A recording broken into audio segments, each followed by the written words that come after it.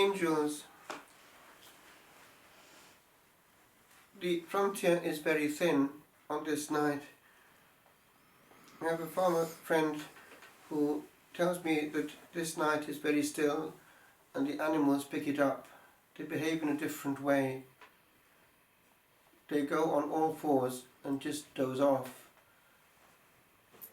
When one lives with the angels under the same roof, something of that is there. In fact, I was quite moved yesterday when somebody came in and was suddenly, as it were, zonked out. There's such peace here, she said. One takes it for granted, but how could it be otherwise? The angels inhabit a place where the Blessed Sacrament is, as they warned and sang and accompanied what happened more than 2,000 years ago in our geography and on our planet. These angels spend their time in praise. There are different choirs, but they all have this in common, that their existence is just gratuitous. They praise gratuitously. It's worth doing forever.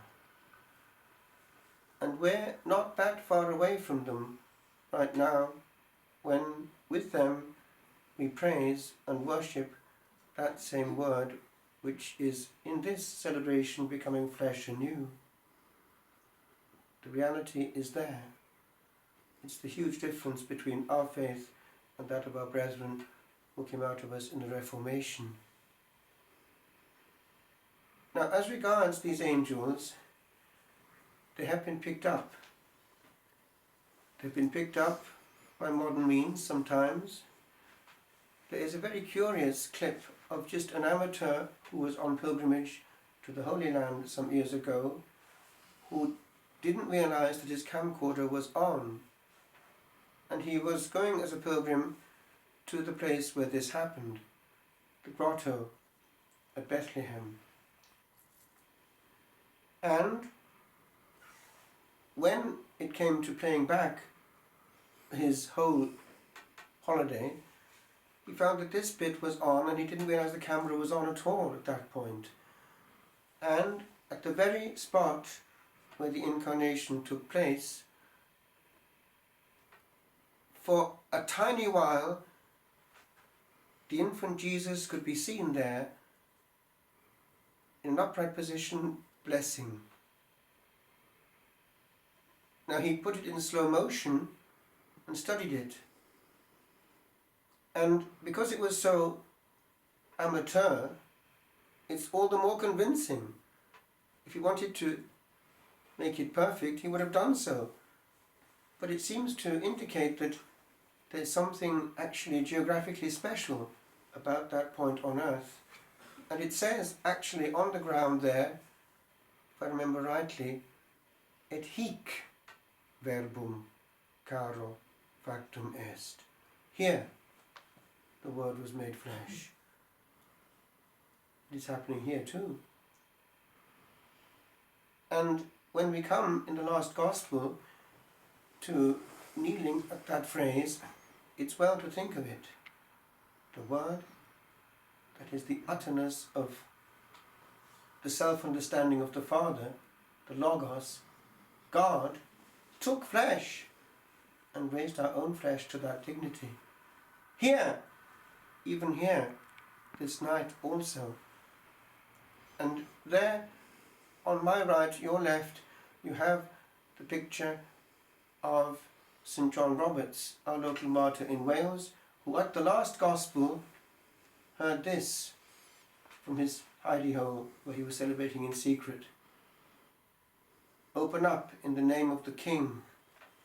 Bang, bang. And he couldn't stop. Once you've started, after the consecration, you can't stop. And they got him. And very quickly afterwards, he was hanged, drawn and quartered. Why?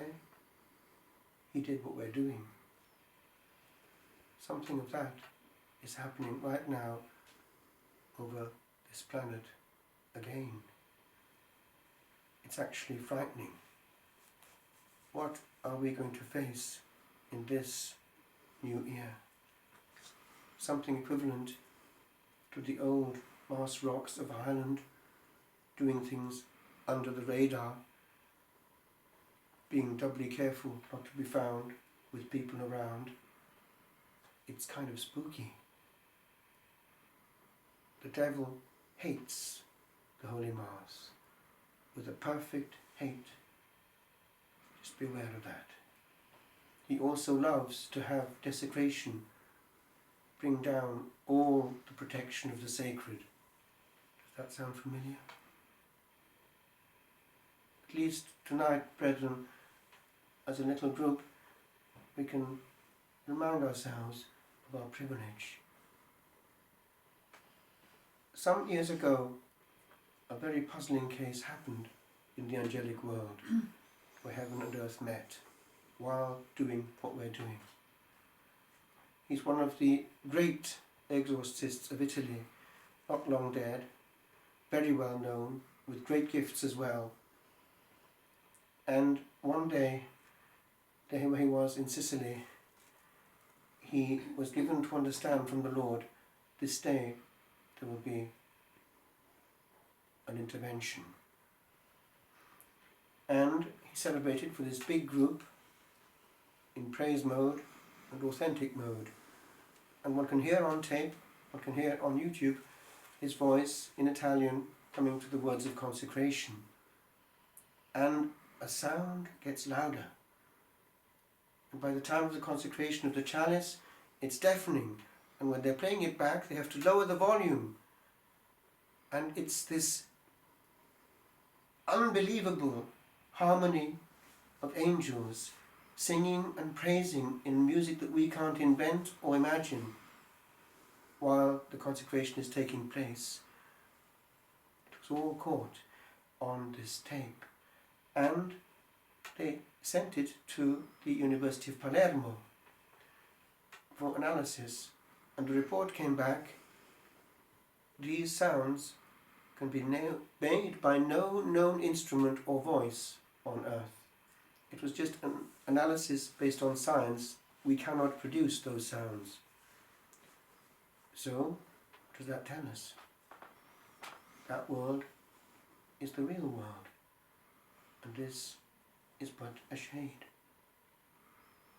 I conclude, we don't know how long we're here for.